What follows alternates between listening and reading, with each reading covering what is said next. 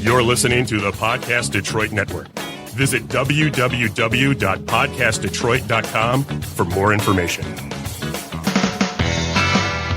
Hey. Wow. How's about that? There's the music. That means it's time for Animal Talk. Some of the best doggone pet people on the planet here to help you with your pets.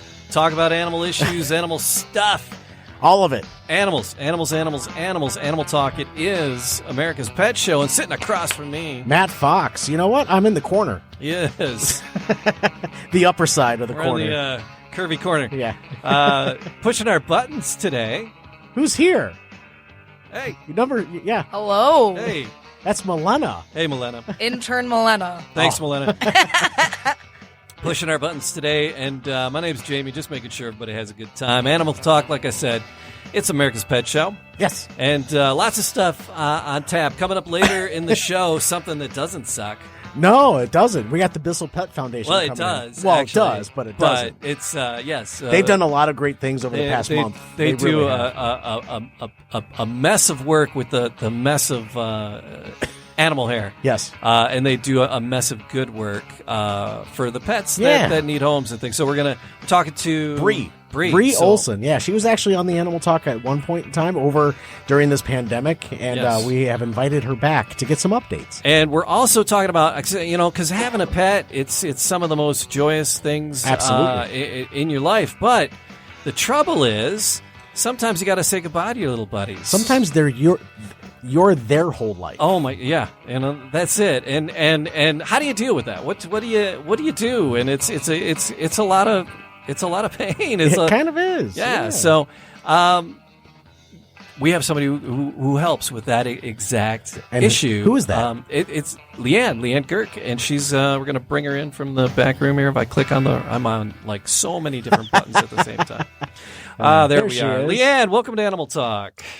Thank you. It's nice to be here. So, Leigh, you help people, and again, like I mentioned, it's an amazing thing that pets, they're part of the family now. Mm-hmm. And someone equated it. It's like, and someone said it's there are children that you have to watch die, and it's like oh my God, it's so. But it's a harsh reality, but it's true. Leigh, you've written a very charming little book, Dear Brave Friend, and you sent us a copy of that. So, but before we dive into all of that, Leigh, tell me about your childhood. I had a great childhood. My childhood, I grew up on a farm, and I think that's, where this human-animal bond really grew. So in the day, I grew up on a farm, so it was considered, outside of town.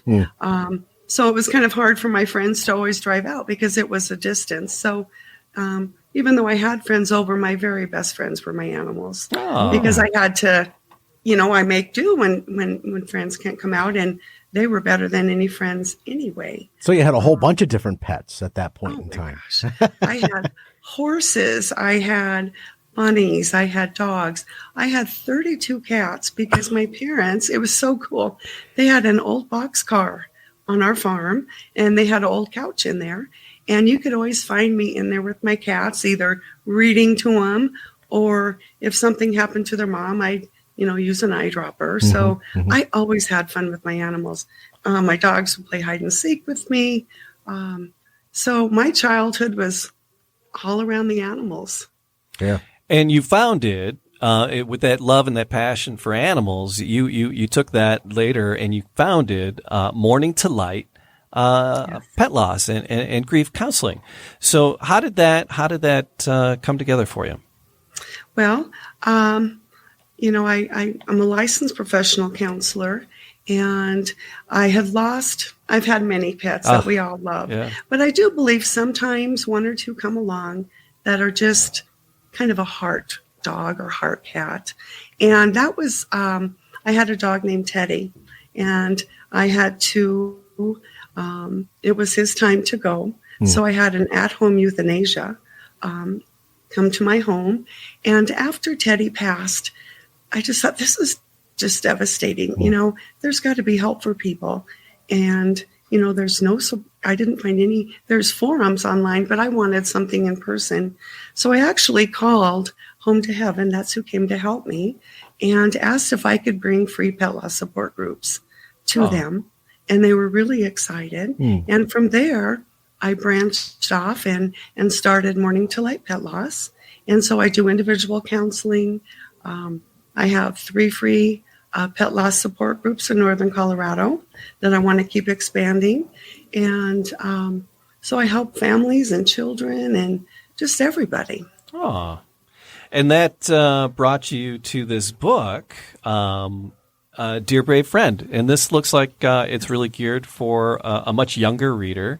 Because how do you explain that to a kid? Oh, he's on a farm, right? That's the old cliche. It's like, Fluffy's on a farm now, That's how they used to handle it. Probably not the best way of that whole denial and avoidance is probably not the best way of really dealing with it, right? Right. Well, and it was, through my work that I've talked to so many parents, they are like, how do I tell my kids, should they be present for the euthanasia? I don't want them to see me cry. Right. And I just thought, I've got to reach all these kids, and it helped so much my childhood because I wanted to reach all the kids that were just like the little girl I was. And I also wanted to reach the parents so that they're not afraid of this topic. And so I wrote Dear Brave Friend to help children and families. So it's a nice little, it's set up, and I like what you have here because it's set up and it's set up to be a gift that you can gift to someone when they're going through a struggle. So it can either be a parent gifting it to their kids, or that cool aunt stepping in, to help. And then, but in the back of the book as well, there's spots for, the person who receives the book to do some journaling, to do some thinking about it. So what do you have set up in the back of the book? Can you explain what you have there? Sure. So I have a place for them I have story starters because I talk about in the book that it's okay to be alone sometimes. And so I gave them some things to do. It might be a letter, I'll be okay because, just reinforcing I miss you because I also have, so there's about 5, I think there's 5 story starters, and then I have a place to put pictures, and it's a really good keepsake for someone to have. And then the story itself, My Dear Brave Friend. Did you author this story yourself? Yes. Okay, and tell us a little bit about the story and how this. What's the obviously the message is it's gonna be okay. Yes. But how did you fashion this story? Well, I wanted to reach kids and I wanted to reach parents, and so I wanted to make the book a little bit different. I wanted it to be a book that kids wanted to read. So that's why I had the dog narrate it, so that the reader, when they're reading it, it kind of feels like it's from their own pet. So it makes it more personal. And I tried to incorporate in there, relatable examples of why they feel the way they do. And I used different situations within the home environment or school that they could relate to so they could understand their feelings more. Wow. Yeah. So it's tough. It's a tough topic to how I would be the parent going, he's on a farm. Yeah. That's me. I'd be like, he's on a farm. Just avoidance. I'm Irish. It's like Yes. But as a pet parent personally, and having many pets throughout my lifetime, and there's always that one pet that you had that you have lost that really tears you up, but having your family around to support you in that, and then having a book to really help you chronicle, write out your feelings about that family member, it's an incredible gift. It really is. Yeah. Yes. Thank you. Well, and I did incorporate, because I think family time is so important. And as parents and as adults, we role model. We teach our kids how to grieve. And so it's a really great book as far as initiating conversations that maybe they wouldn't normally talk about. The death of a pet is usually a child's first significant loss. Yeah. And that's a really big deal. Yeah. And so, it gives them the opportunity to talk about that and, what their belief system is for their family and spirituality. And it's really good for some great, meaningful conversations. Mm-hmm. Just reminiscing, that first goldfish that I had as a pet. And when E and T, because we had two goldfish, E and T, they both kind of, they were together for the longest time. And when one passed, the other one did as well. So you reminisce about your first pets like that. Wow. Absolutely. Thank you for that. I never knew about E and T, Matthew. That's something new here. You did not know that. You do now. I did not know that. That is, so what is your take on Leanne about losing a pet? Because I had a cat.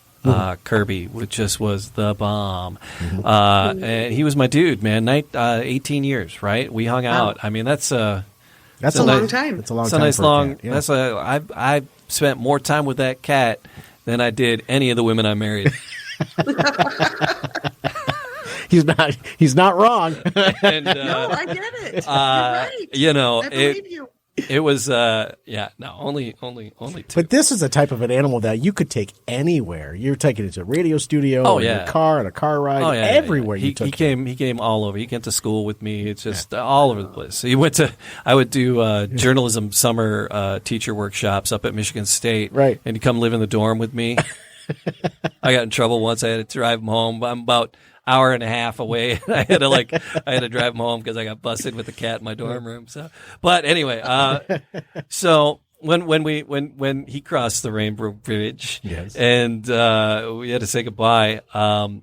My wife, my current wife, Colleen, she was she was like, "So, do you want to get another cat?" And I'm like, "Not right now," because some people it's like, "Oh, they lost their dog and they're so upset. Let's get them a puppy." So, what was your thinking? What is your thinking on that? And the time to mourn, and when is the right time to introduce another pet, if ever? Right. Oh, absolutely. Everybody grieves differently, so everybody's timeline is also different if they'd like to adopt or rescue another pet. I've had clients that, they're just devastated and they really miss the routine and they miss, they say they don't know what their purpose is because they took such good care of their pet. So oftentimes they will adopt quicker. It could be within a week. I've had other clients that waited a few years. And I have some clients that are scared to adopt again. But I try to explain to them, it's devastating. But your heart doesn't close when they pass away. You'll always have them in your heart, but you always have room for more too. Because these pet parents, we need pet parents. There's a lot of animals that need home. That need a new home. And so I know it's scary to go through that kind of a loss again, but I'm hoping all the good years made it worth it. Oh, yeah. Fair. Yeah. I got a friend, she had to put down, she had two dogs. She had to put one down and the other one isn't doing well. And she's not doing well because of it. And it's like, she's worried about her kids. They're like 19 and 16 and these dogs have been a big part of their lives for the last, 8-10 years. Right. And so she's worried about her kids and her kids are the boy, 16 and the girl, 19. And so they're old enough now to deal with it, but they're not still at 16 and 19. Right. That's still young to be dealing with this. Well, and it's still young, have they learned to grieve in a healthy way? A lot of times it's how the kids were raised. What did you learn as a child? And I talk to a lot of clients about that. What did you learn? How do you grieve when you were growing up? So it's she's really struggling with and worrying about her kids. Sorry. And, so when that happens with the next fella, she's like, she goes, I can't do it again. She goes, I'll never get another dog. She goes, I just can't do this. Wow. She goes, You know, she's saying Maybe that now time. because she's in the middle of it. But she's the kind she'll have another. She'll get another. Right now, Right. Her heart's so just- big she can't. It probably sounds really overwhelming to her right now. Yeah. But in time, I bet she'll change her mind. And if she doesn't, that's okay too. Yeah. But sounds like she has a really golden heart. And that's exactly what these animals need. Yeah. All right. So, Leanne, where can people find the book and where can people find more about you and get in touch? Excuse me. No, It's good. really dry in Colorado. So it's very hard. Well, it is snowing in Colorado, is it not? No, not right now. No, all right, fair. So the book is available on Amazon, and my website is morningtolightpetloss.com. And so, I'm happy to help anyone that I can. I do Zoom meetings, obviously, with the pandemic, so I can reach people that are out of state as well. But it's a great resource, and it's a great gift to give someone. So often at Christmas, we just want to give toys and happy things, and I understand that. But I think it's also really meaningful to give something like this. Love it. So it's getting the I like the journaling and the photo, the making it a keepsake. Yeah. I love that chunk of it as well. Thank you.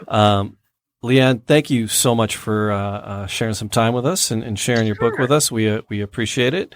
And morningtolightpetloss.com. And Leanne, thanks for being with us. It's a pleasure. Thank you. And can I add one more thing? Before Absolutely. I Absolutely. just wanted to, because I'm pretty proud of it. Dear Brave Friend won an international award, as it's on the book. It's called the Indie Book Awards, and they recognize independent publishers and self-published authors. And I entered Dear Brave Friend in children juvenile nonfiction, and it won in that category. And that's from books all around the country. So I'm really excited. That's just an extra bonus as a way for me to get out there and help more families. Congratulations on that. Yeah, congratulations. That's awesome. Awesome. Well, thanks for having me, you guys. Yeah. It's an important topic, and Anytime. I'm glad we were able to connect. Absolutely. Thank you. All right. Well, you have a good evening. Pleasure. You too. Okay. Bye-bye. All right. So, losing a pet, man, is saying goodbye to Kirby was a tough deal, man.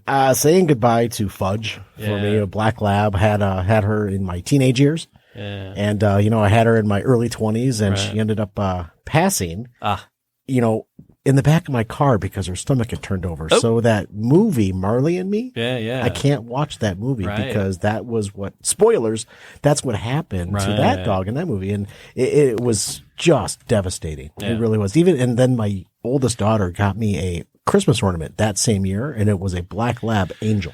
Oh.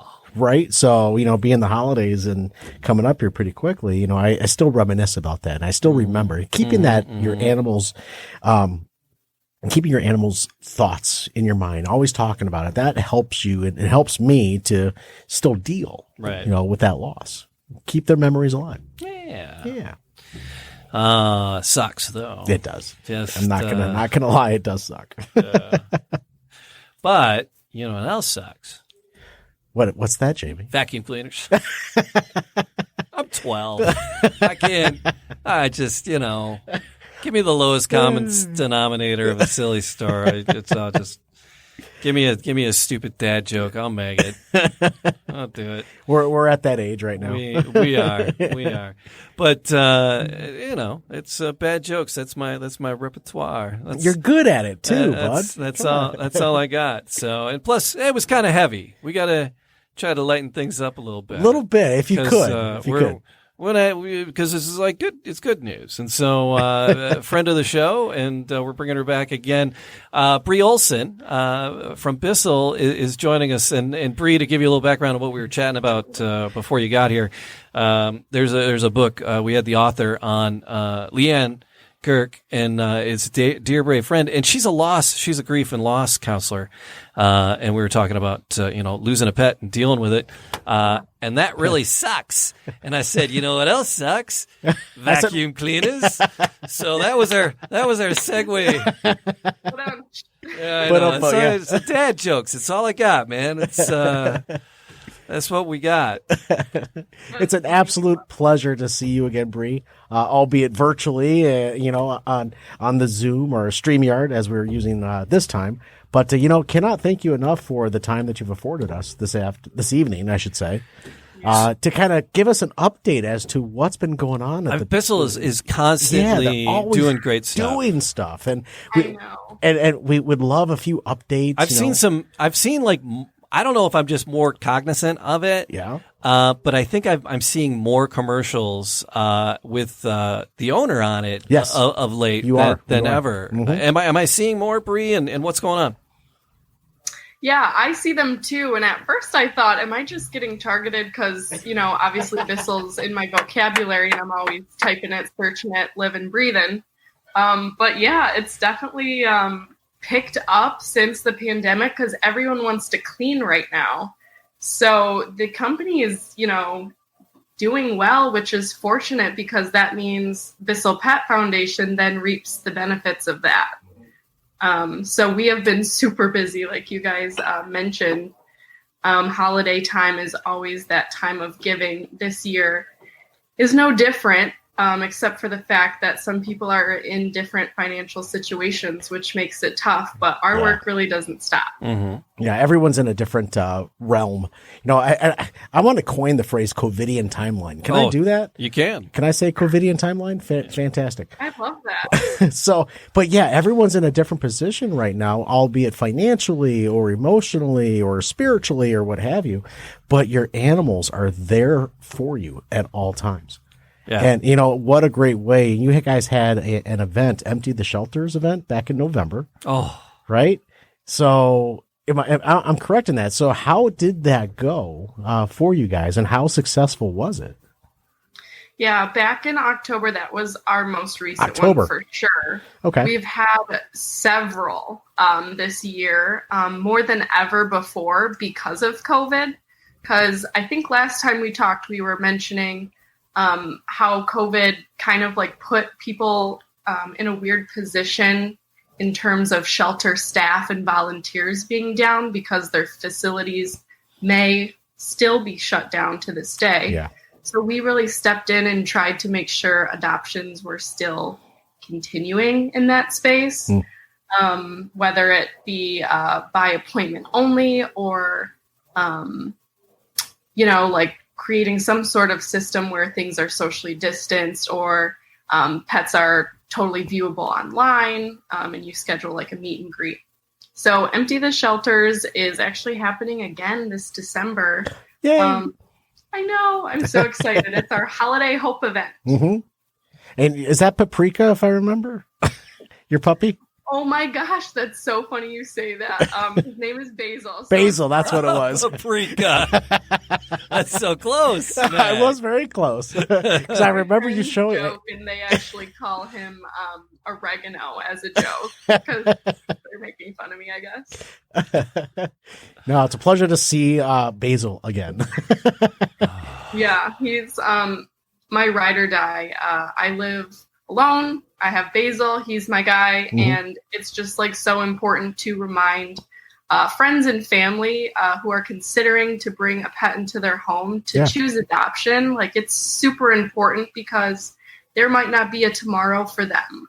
There might not be someone who comes to look for them or take a chance on them. And it might be, life or death. Yeah. Seriously. Absolutely. We've adopted a number of animals my wife and I, we've adopted a number of animals, mostly cats. But we've dog sat and we actually were, fostering a few dogs, over the past couple of years. Mm-hmm. And, even today she's like, I asked, what do you want for Christmas? She goes, I want a dog. Oh. And, we've had dogs before, so we're not new to the whole thing. So that's really important to understand is if you want to adopt, you might want to consider, maybe fostering first. and make sure that you have the mentality in the household to do that. But, you could still be a foster. Sure. But my favorite folks are the foster fails. Yeah. They really are. Ours too. So that's just my 2 cents. That's all I got. I'm kidding. Yeah, no, it became more than popular, this year, especially with people being home more. So fostering is also a very life-saving thing as well.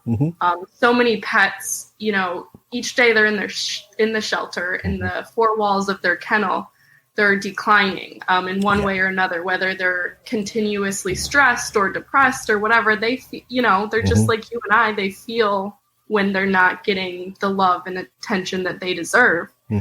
So fostering really kind of removes that barrier. And even if you don't end up adopting your foster pet, you're kind of like creating this routine for them where they're used to a home, they're potty trained, Absolutely. They have all these wonderful benefits.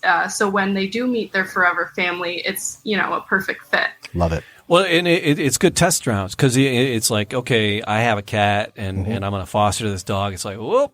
Maybe not the right household for this. And so you would know before you place them in a forever home that maybe a cat household isn't gonna be the right fit. So it's a good test run. Absolutely. And the fosters are doing quite a service to help fill out and flesh out that bio on that critter that's looking for their place. Right.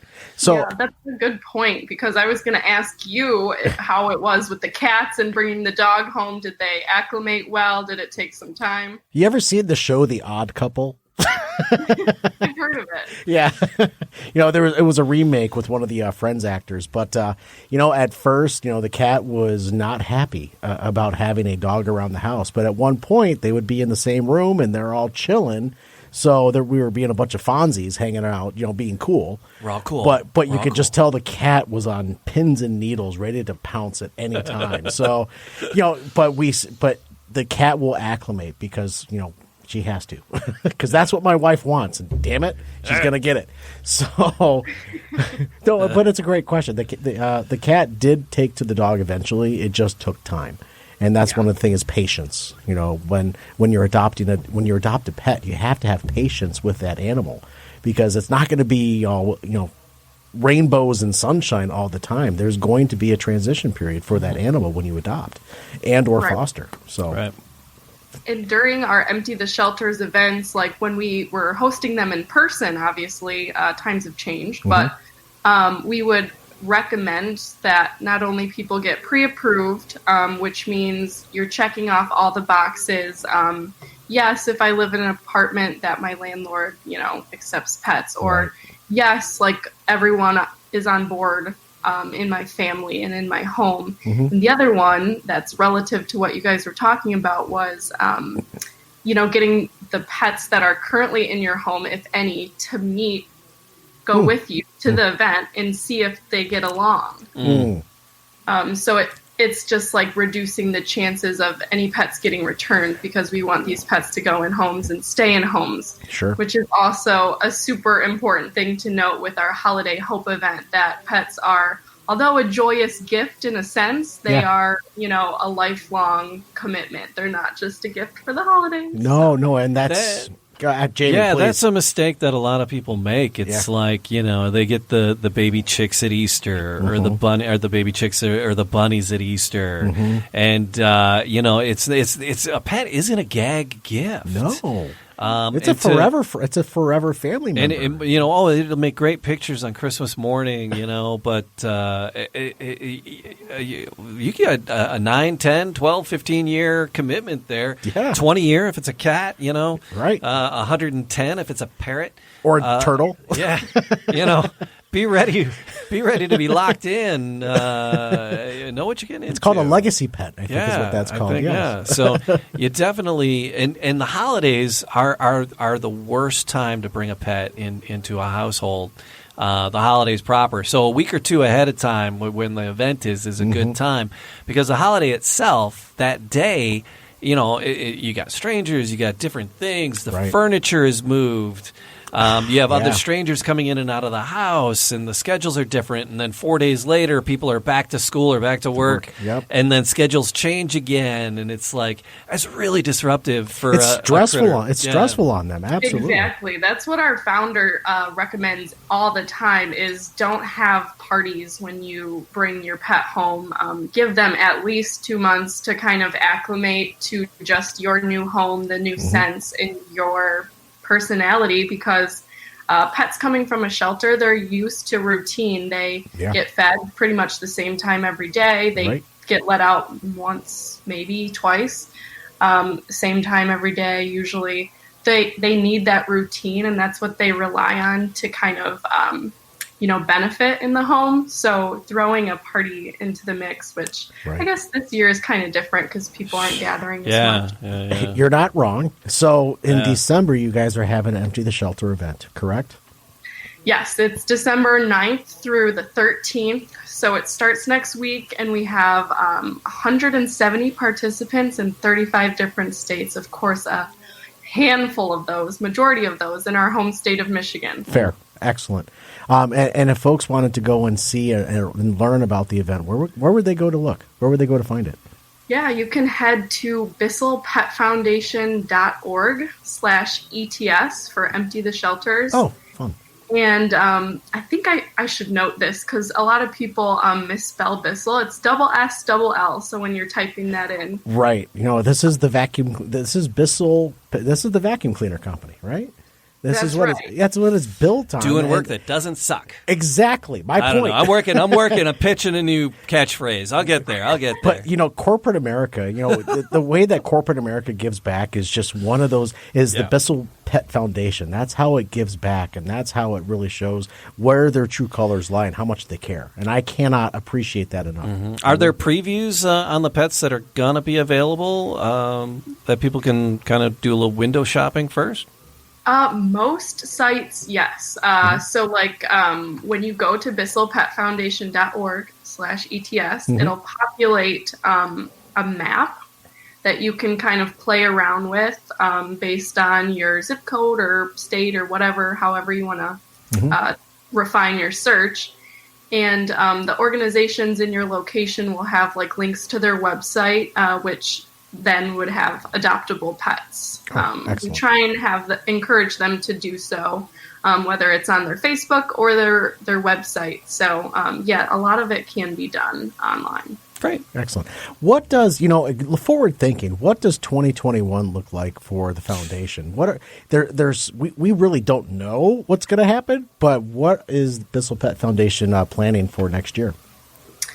I think we're going to continue with this format that we've been doing for Empty the Shelters, which is encouraging people to set up things by appointment only, and stretching that event that used to be one day of lines out the door and so much fun and chaos and whatever, to stretch it out to a couple days so people can really get an appointment slot and do meet and greets with pets kind of at their own leisure. Fantastic. Thank you.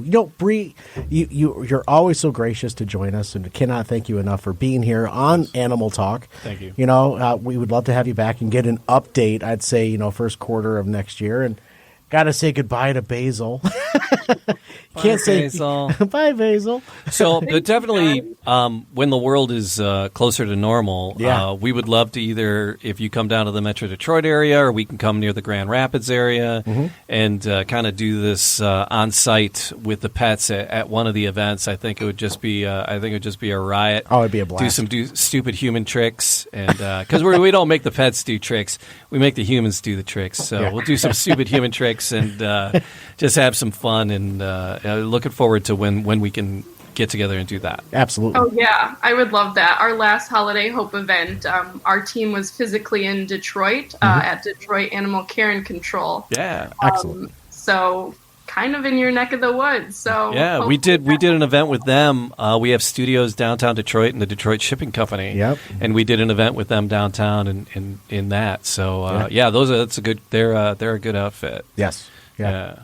So if you're looking for a place in Detroit, we know where to go for. Yeah. Yeah. Let us know. We'll get you connected. Yeah. Right. Bree, thanks again. Thanks, Thank Bree. you. See ya. All right. Talk to you. Bye. Bye. All right. Oh, too much fun. You know, this is one of the things I really enjoy about the Animal Talk Radio podcast is we tend to meet a lot of wonderful, interesting, amazing individuals. Yes. We really do. Yes. You know, and both. I'm not being facetious. No, both Leigh and you know, Bree, you know, they have a passion, and that passion is is pets. And that's what this show is all about, is the passion for animals. All animals. All of them. So, you know, thank you for having me be a part Oh my God, man, of this banter. I So, just, you know, it's... it is what it's fun. It really is. We built studios, man. Yeah, we did kind of. We built these podcast studios.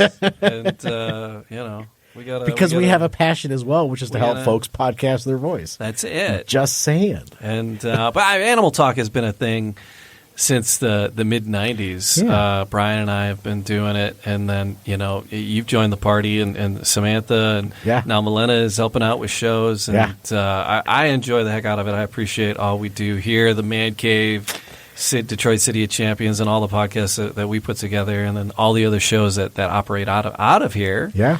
We have some other fun folks that really do stuff. So podcastdetroit.com is you can see all the shows that record on the Podcast Detroit network. And then you can find out about all the stuff we do. And if you want to share your voice, you can do that for sure. Well, a couple more things to do though. Yeah. Well, one more thing. I don't know. I got one. What do you got? I got a bad animal joke of the week. All right. All right. So we got 2 things to do. Got it. No, just that was the one Just thing. said it? All right. Who's bad? All right. Let's go. You got one? I got one. I got 3. You got 3? I got one. All right. That's the way it works. It's time for the bad animal joke of the week. All right, it was the actually That's a Bad was the album after, but Thriller was the anniversary of the release of Thriller, which was the most sold album ever. Was it really? Number one selling album ever of all time. I did have the album personally on vinyl and on tape, and I had the Michael Jackson poster because I was that kid in the 80s. Oh, yeah. So, So anyway, but this isn't from that album. So that's. I was that kid in the 80s with the. All right, what's your bad? You first. I'll do one. All right, I'll give you. You got one. 3, so I'm going to give you. I give you one of mine first. They're not all animal jokes. All right. But you know, just it's all right. So it's a salesman comes to the door and says, "Ma'am, this vacuum cleaner is going to cut your work in half." Really? And she says, "I'll take 2." You know what? That's not bad. No work. Hey, I'm gonna retire. That's done. Perfect because we had Bissell on today. That was see? I was taking for vacuum cleaner jokes. All right, go ahead. All right. So hey, Jamie. Yeah. What kind of dog is always amazed? What kind of dog is always amazed? A Chihuahua. All right, I got another one here. I got rid of my vacuum cleaner the other day. Oh yeah. It's just been gathering dust for a while and generally kind of sucks. Speaking of 90s children. Okay. So millennials love those charcuterie boards and mimosas, you know, because we grew up with Lunchables and Sunny D's. Oh my God. That's great. All right, last one here. What do you call an animal you keep in your car? Ooh, what do you call an animal that you do keep in the car?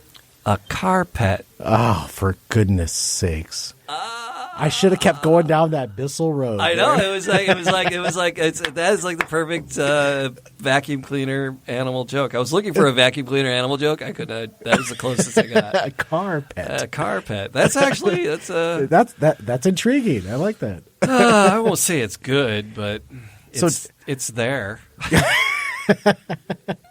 So, Jamie, question for you. If folks wanted to know more about the Animal Talk Radio, where would they go and how would they find it? You put a .com at the end of it. Oh, animaltalkradio.com. That's it. That's as easy as it gets. That is so easy. Animaltalkradio.com. Yeah. And, so it's we're on all the major players. If you're listening someplace, if you haven't liked or subscribed, like it, subscribe it.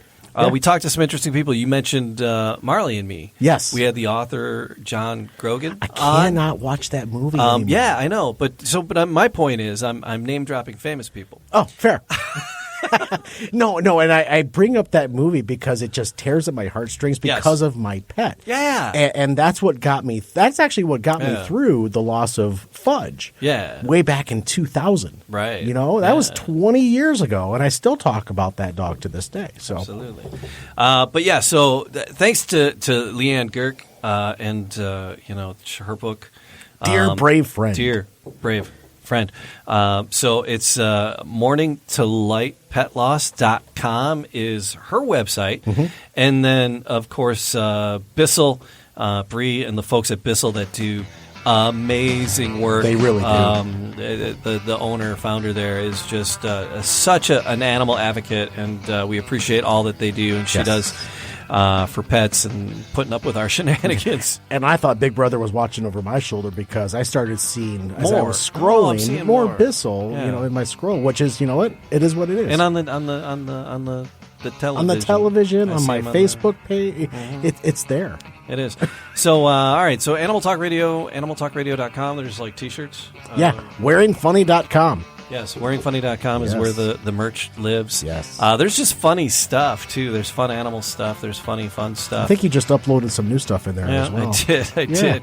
A T-shirt. It says, after this virus thing is done, there's still some of you I don't want to see. I'll wear that. Yeah. All right, anyhow, so wearingfunny.com, it's great for your holiday gifts. Mm-hmm. And like, subscribe, leave a comment. Got it. We want it. We would love to hear from you. Yeah. Honestly. I think that's it. We'll do it again. We'll do it again very, very soon. Until next time, please have an exotic week. And kiss your wild thing for me. Or don't. Don't put your lips on it.